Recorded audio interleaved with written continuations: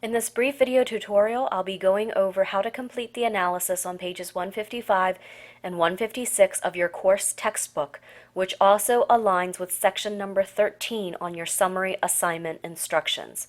You'll see I've already taken the time to input all of the data that's provided in the Gopinski textbook in this gray shaded area in Microsoft Excel. So there's no new information that's contained in this worksheet so far. As per the instructions, we're going to be calculating two different things and then commenting on our calculation in a third area. So the first area that we'll be calculating is a dollar variance. The second area is in column F, which is going to be percent variance. And the third area is commenting or interpreting the variance dollar or percentage and whether it is a favorable or unfavorable performance indicator when we're comparing the Q1 actual performance to the Q1 budgeted numbers. So if you see here, the first thing that we're going to be calculating is a dollar variance. And you'll please take a moment to notice that all of the items listed here are expense items, and that's going to greatly affect our interpretation in column G. So if you look here, a variance is simply a difference. So in order to create a difference formula, you're going to use a subtraction sign. In Microsoft Excel, all formulas begin with an equal sign, and we're going to take the actual performance less the budgeted performance. So you can see there a simple formula, D2 minus C2. And you'll see here that the result is a negative $479. Now, when you're creating formulas and working with variances, you always have to pause and make sure that your answer is a logical response. So, for example, in this coordinator's compensation line, you can see that our budgeted number was $13,334, but our actual first quarter performance, we came in at $12,855. $12,855 is less than $13,334. So we would expect that our dollar variance would be a negative number. So you have to apply that logic to your calculation.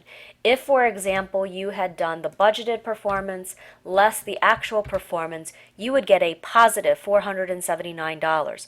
But logically, this doesn't make sense because your Q1 performance was better than your budgeted Q1 numbers by the $479. So again, make sure that your answer makes sense logically with the items that are being analyzed and the calculation being performed.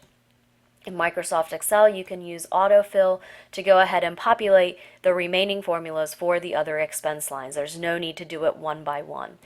Now, for percent variance, there are two different ways that you can calculate a percentage change.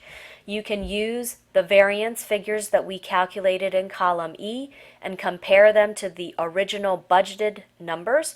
By doing so, your formula would look like this. Again, equals your variance figure divided by what was budgeted.